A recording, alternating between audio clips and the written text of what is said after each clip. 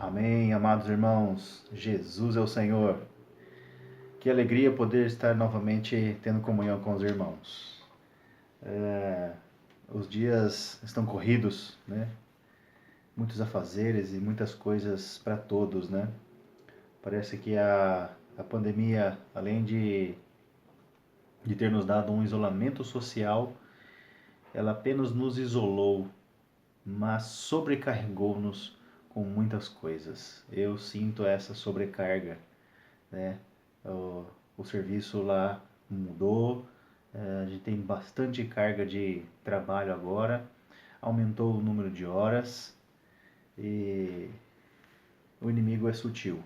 É isso que nós podemos perceber com todo esse quadro que está desenhado aí, né? Que o inimigo ele é sutil e está tentando roubar o que de mais precioso nós temos, que é o nosso tempo de consagração, o nosso tempo de estar na presença do Senhor. E essa semana não podia ser diferente, irmãos. Essa semana é uma riqueza sem fim. E nós precisamos adentrar nessas riquezas. Eu confesso que eu precisaria ter entrado mais, precisaria ter comido mais disso, porque isso é infindável. Mas essa porção que eu desfrutei aqui eu quero transmitir aos irmãos. Nós estamos diante de algumas palavras, irmãos, que até mesmo o irmão citou o versículo, né, de Hebreus capítulo 5, dizendo que essas coisas são coisas difíceis de entender. E parece que é difícil de entender mesmo. E não só parece, mas é difícil de entender mesmo. O irmão tem trazido palavras celestiais para nós. Tem mostrado um quadro nada típico. Um quadro que não, provavelmente, em 99,9% aí dos lugares, a gente não ouve falar. Esse tópico que ele tem trazido a respeito da eternidade, do tempo, eternidade, a pessoa do Senhor, nos introduzir na glória do Pai, através dele mesmo, nós estando nele, as argolas da arca, que através dessas argolas passavam os varais, que através desses varais é que a arca poderia ser transportada. Essas revelações são de altíssimo nível, irmãos. Isso é algo maravilhoso para nós. Mostrar essa questão da eternidade, né? O irmão citou algo aqui que nós havíamos tido comunhão em várias épocas aí, mostrando que Deus não está limitado ao tempo e ao espaço. E ele pode transitar neste tempo e espaço. E desvendando para nós muitos mistérios. Um desses mistérios que foi revelado para mim eu fui iluminado, é que quando o Senhor Jesus diz que Deus não é Deus dos mortos e sim dos vivos, isso se encaixa agora perfeitamente. Eu vou ler um trecho aqui para os irmãos. Ele fala aqui na página 54 do Alimento Diário, ele diz assim: Einstein provou que se alguém viaja na velocidade da luz, o tempo não passa. Ou seja, o tempo não existe. Deus habita a eternidade. O tempo não passa para ele. Assim, ele consegue acessar o tempo quando quiser, seja no passado, seja no presente ou seja no futuro. Se não sairmos desse entendimento cartesiano tridimensional, não entenderemos o livro de Hebreus. Puxa, que maravilha isso, irmãos. Ou seja, não existe ninguém morto para Deus. Se Deus está presente tanto no passado, no presente ou no futuro, não existe ninguém morto para Deus. Ele consegue transitar e ter comunhão com todo o seu povo em todas as eras, praticamente no mesmo tempo. Isso é o nosso Senhor. Isso é Ele estar na eternidade, Ele ser eterno. E nós estarmos dentro da fração chamada tempo. Puxa, isso é maravilhoso poder compreender isso. Os irmãos vão lembrar que nós tivemos várias vezes comunhão sobre isso, né? Fizemos ali o gráfico, né? O irmão Eduardo também fez, muitos irmãos presenciaram isso. Fizemos o gráfico, mostramos ali a questão do tempo, a eternidade passada, a eternidade futura, e que ele, como não está limitado no tempo e no espaço, ele transita de um lado para o outro. Puxa, isso é a grandiosidade do nosso Deus. E nós, como sua criatura, só podemos louvá-lo por isso, né? Mas dando prosseguimento aqui, irmãos, a semana é cheia de pontos, né, irmão? Muito ricos, né? Para começar, o irmão, o tema dessa mensagem é: o Senhor jurou e não se arrependerá, tu és sacerdote para sempre. Então, ele, logo no começo, na segunda-feira, ele diz: vamos discorrer sobre a profundidade do ministério de João, o modo como o Senhor Jesus abriu o caminho para a glória, a batalha espiritual que estamos envolvidos, o Espírito eterno, a sua relação com a obra redentora de Cristo. Falaremos também a respeito da função de Jesus como sumo sacerdote da ordem de Melquisedeque e de seu ministrar hoje no santuário nos céus, levando a cabo a promessa de Deus de nos introduzir em sua glória. Só isso, tá?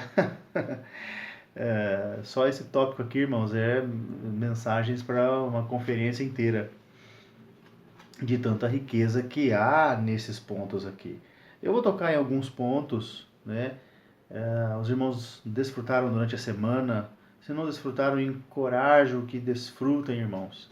Né? É difícil, né? E eu quero também deixar um alerta aqui para nós, né, irmãos?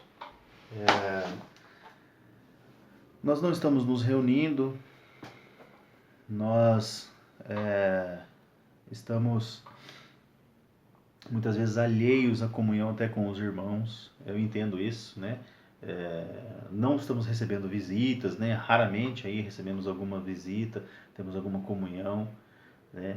Então nós precisamos vigiar, irmãos. Precisamos vigiar a respeito da nossa comunhão com o Senhor e da nossa visão. Nossa visão não pode embaçar, não pode se tornar turva, não podemos colocar em dúvida nada daquilo que recebemos até agora. Pelo contrário, chegou a hora de praticarmos tudo aquilo que recebemos durante todos esses anos, todo esse tempo. Esse é o momento de colocarmos em prática, colocarmos a nossa fé à prova. Precisamos sobreviver espiritualmente a tudo o que está acontecendo aí agora, né? Então, deixe o lugar das reuniões, deixe o lugar do Senhor sempre ali. Não ocupe ele com as coisas da nossa vida, com as coisas desta vida, porque em breve voltaremos e aí você não vai sentir falta de nada. Você não vai querer fazer aqueles afazeres que você fazia rotineiramente e trocar a reunião por eles, né? Então vamos lá. Eu gostaria de ler com os irmãos aqui Hebreus no capítulo 7, para que nós comecemos mostrando uma questão muito importante, né? O tema da mensagem, né?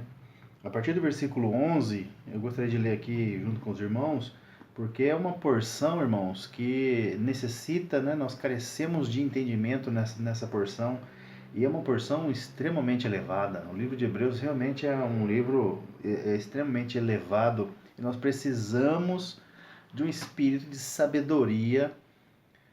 Precisamos usar o nosso espírito para que Deus revele no nosso espírito essas questões, porque não são fáceis de compreender, né? Até na segunda-feira há um rogo dos irmãos que o Senhor nos conceda espírito de sabedoria, assim como Paulo rogou para os irmãos em Éfeso. Ele roga para nós também que nós tenhamos esse espírito excelente que nos dá a sabedoria adequada para interpretarmos as revelações de Deus. Se, portanto, a partir do versículo 11, né? 7 de Hebreus, versículo 11. Se, portanto, a perfeição houvera sido mediante o sacerdócio levítico, pois nele baseado o povo recebeu a lei, que necessidade haveria de que se levantasse outro sacerdote segundo a ordem de Melquisedeque, e que não fosse contado segundo a ordem de Arão? Pois quando se muda o sacerdócio, necessariamente há também mudança de lei. Porque aquele de quem são ditas estas coisas pertence a outra tribo, da qual ninguém prestou serviço ao altar. Pois é evidente que nosso Senhor procedeu de Judá, tribo a qual Moisés nunca atribuiu sacerdotes. E isto é ainda muito mais evidente quando a semelhança de Melquisedeque, que se levanta outro sacerdote, constituído não conforme a lei de mandamento carnal, mas segundo o poder de vida indissolúvel. Que passagem maravilhosa! O poder de vida indissolúvel que constituiu o Senhor Jesus, da tribo de Judá, uma tribo que não tinha nada a ver com o sacerdócio. Esse poder indissolúvel, da vida indissolúvel, constituiu o nosso Senhor como o novo sumo sacerdote, colocando assim uma nova lei. E que lei nova é essa que foi colocada a partir dessa mudança? A lei do Espírito e da vida. Romanos capítulo 8, versículos 1 e 2, ele fala aqui da lei do Espírito e da vida. Essa é a nova lei estabelecida por este novo sumo sacerdote, a nova ordem. Porquanto se testifica, tu és sacerdote para sempre, segundo a ordem de Melquisedeque. Portanto, por um lado, se revoga a anterior aliança, foi revogada a anterior aliança, por causa da sua fraqueza e inutilidade. Sabe qual que é o valor da lei antiga? Nenhum. Ela é inútil. Ninguém foi aperfeiçoado pela lei. E hoje a religião insiste em colocar lei em todos os homens. Pois a lei nunca aperfeiçoou coisa alguma. E por outro lado, se introduz a esperança superior pela qual nos chegamos a Deus. A esperança superior era de nos achegarmos a Deus e termos uma comunhão viva e íntima com Ele. O que a anterior não conseguia fazer. Ela nunca aperfeiçoou coisa alguma. Mas essa nova lei, um novo sumo sacerdote, a lei do Espírito e da vida, nos introduziu no Pai, através da fé e através de crermos no nosso Senhor. Puxa, isso é maravilhoso, irmãos. E visto, versículo 20, que não é sem prestar juramento, porque aqueles sem juramento são feitos sacerdotes. Mas este com juramento por aquele que lhe disse: o Senhor jurou e não se arrependerá. Tu és sacerdote para sempre. Por isso mesmo, Jesus se tem tornado fiador de superior aliança. Então, essa nova aliança tem como fiador o nosso próprio Senhor. Ele se deu a si mesmo como fiador, né? Ele correu risco aqui na terra, o Jesus homem, e o selo da aprovação da sua obra, que o Pai aprovou a sua obra, foi a sua ressurreição.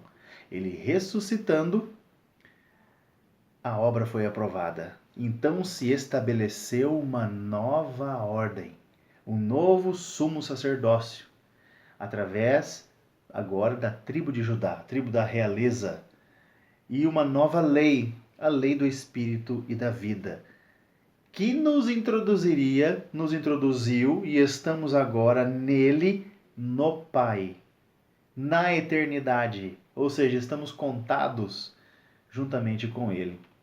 Que maravilhoso isso. Aleluia. Ora, aqueles que são feitos sacerdote em maior número, no versículo 23, porque são impedidos pela morte de continuar. Este, no entanto, porque continua para sempre, tem o seu sacerdócio imutável. Ele não morre. Por isso o seu sacerdócio é imutável e durará para sempre. Por isso também pode salvar totalmente os que por ele se chegam a Deus, vivendo sempre para interceder por eles. Com efeito, nos convinha um sumo sacerdote como este, santo, inculpável, sem mácula, separado dos pecadores e feito mais alto que os céus, e que não tem necessidade, como os sumos sacerdotes, de oferecer todos os dias sacrifícios, primeiro por seus próprios pecados, depois pelos do povo, porque fez isto uma vez por todas, quando a si mesmo se ofereceu. Porque a lei constitui sumos sacerdotes a homens sujeitos à fraqueza, mas a palavra do juramento que foi posterior à lei constitui o Filho perfeito para sempre. Por isso, o Senhor foi feito sumo sacerdote para sempre. Deus o fez perfeito. A vida de ressurreição, que é o poder de Deus que ressuscitou o Senhor dos mortos, fez o Filho perfeito. Né? E o versículo 1 de Hebreus 8, né? Ora, o essencial das coisas que temos dito é que possuímos tal sumo sacerdote, que se assentou à destra do trono da majestade de Deus, como ministro do santuário e do verdadeiro tabernáculo que o Senhor erigiu, não o homem. Puxa, irmãos, que riqueza maravilhosa, né? Esse texto é superior. Né? E o irmão, logo após isso, né, diz que isso aqui é comida sólida. Né? E na verdade é comida muito sólida. Falar sobre essas coisas não é pouca coisa.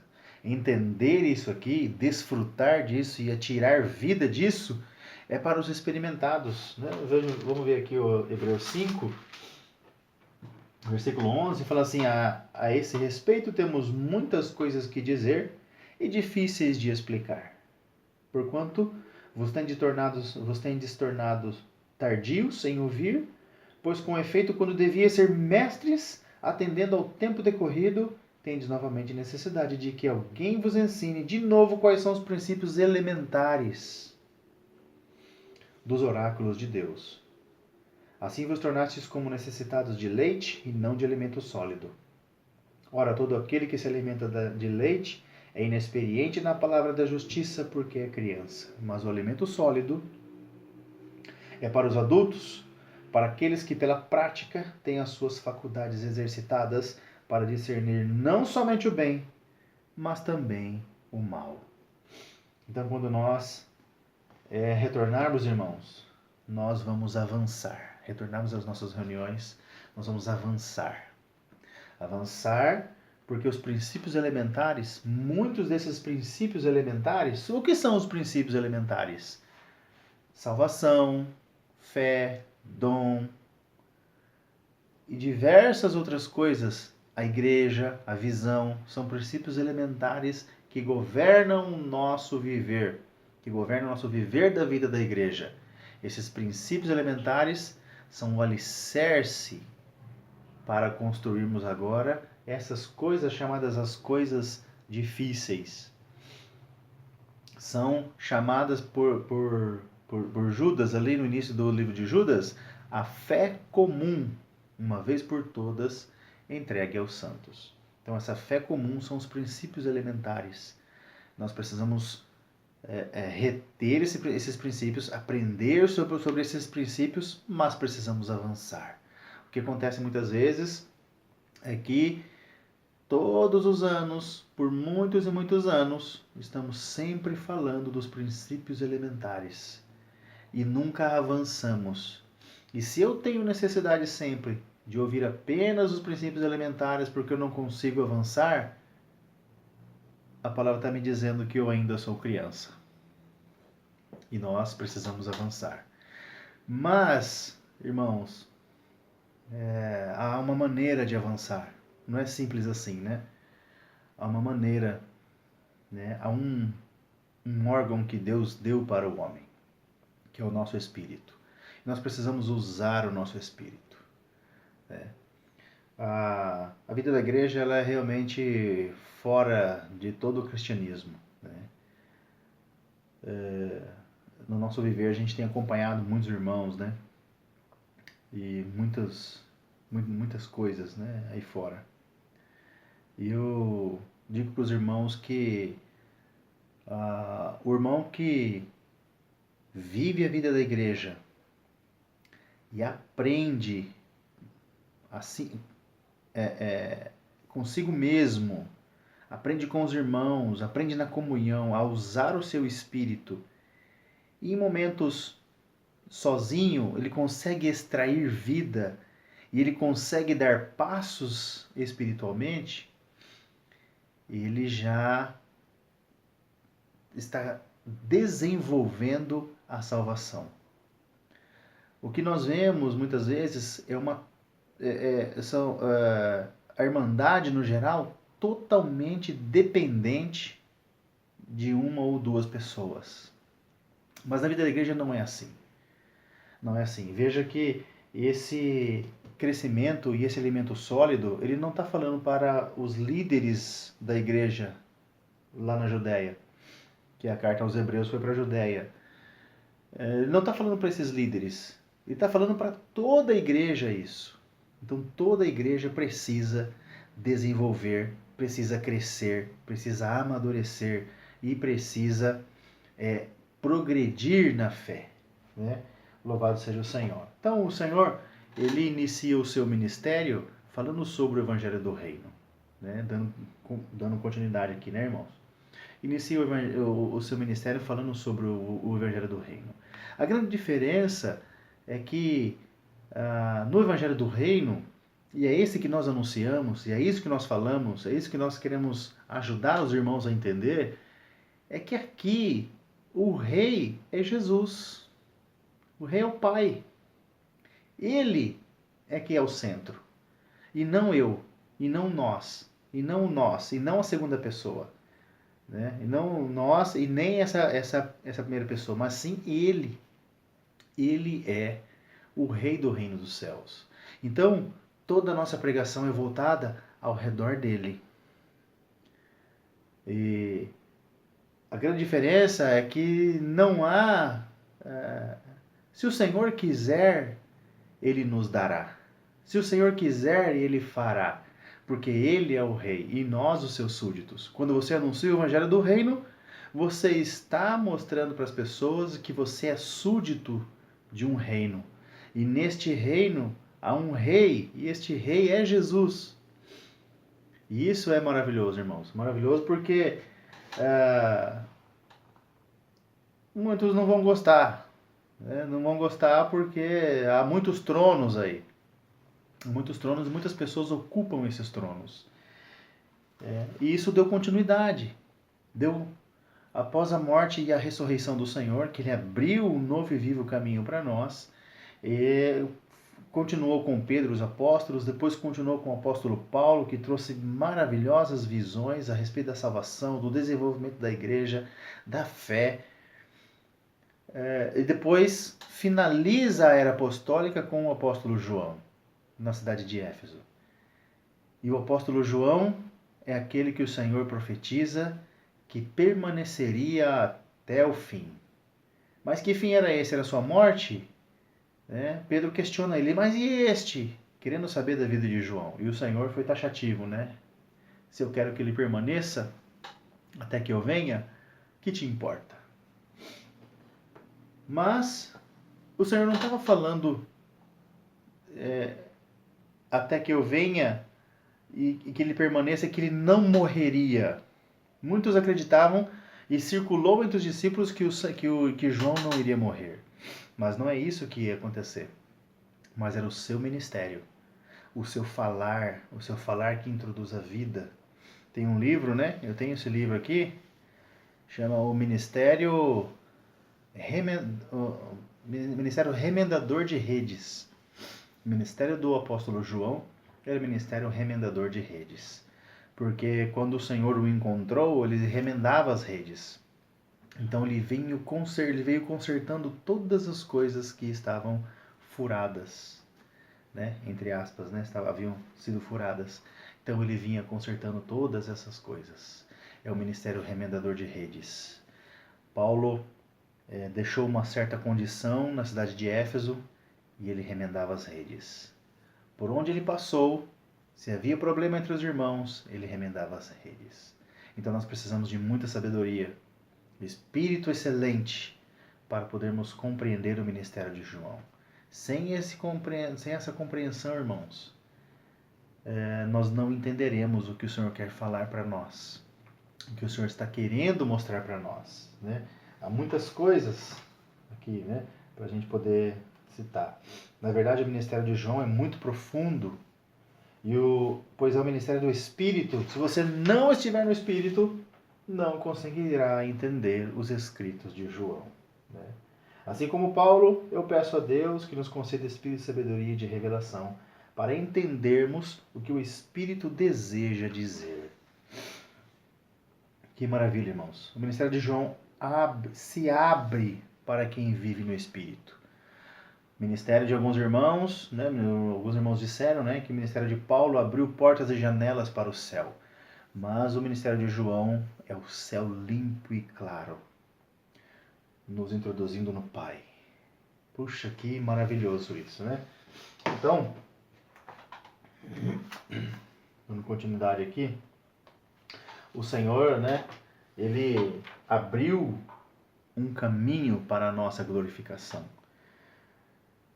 Isso é elevado demais. Falar sobre isso é até difícil. É simples por um lado, porém é extremamente difícil mostrar essa questão de que hoje o homem está no Senhor, né? Está no Senhor. O Evangelho de João, nesses 4 capítulos, 14, 15, 16, 17, é o centro de toda a Bíblia. Esses capítulos são o centro de toda a Bíblia. E nós precisamos ter a percepção de que o Senhor está mostrando para nós que hoje nós estamos inseridos no Pai, inseridos na eternidade através dele. Quando ele fez aquela promessa que na casa de meu Pai há muitas moradas, se assim não fora, eu não vou teria dito. Deixa eu pegar a passagem aqui. Não se turbe o vosso coração, credes em Deus, credes também em mim. E na casa de meu Pai há muitas moradas, se assim não fora, eu vou teria dito, pois vou preparar-vos lugar. E quando eu for morrer e vos preparar lugar, voltarei, ressuscitarei, entenda-se, e vos receberei para mim mesmo, para que onde eu estou, ou seja, ele já estava, estejais vós também. O versículo 11. Crede-me que estou no Pai e o Pai em mim? Crede ao menos por causa das mesmas obras. Em verdade vos digo que aquele que crê em mim fará também as obras que eu faço e outras maiores fará, porque eu vou para junto do Pai. Então, o Senhor estava imerso no Pai. E isso é maravilhoso. Quando nós estamos nele, adentramos no Senhor, o Senhor nos glorifica como? Nos levando até o Pai. A mesma coisa, já mostrei para os irmãos, né? Quando esse aqui sou eu, aqui é o Senhor, e eu estou assim, e Ele está no Pai. Irmãos, isso é maravilhoso. Essa foi a maneira com que o Senhor abriu um novo e vivo caminho para nós, para sermos introduzidos no Pai. Essa mensagem, meu tempo está acabando aqui, irmãos. Essa mensagem há muitos pontos, maravilhosos pontos a serem abordados. Mas como eu estou com pouco tempo, eu vou deixar agora, e já falei bastante, eu também gostaria de ouvir os irmãos compartilhando e desfrutando dessa palavra, né, que é uma palavra extremamente rica. Que maravilhoso isso. Aleluia.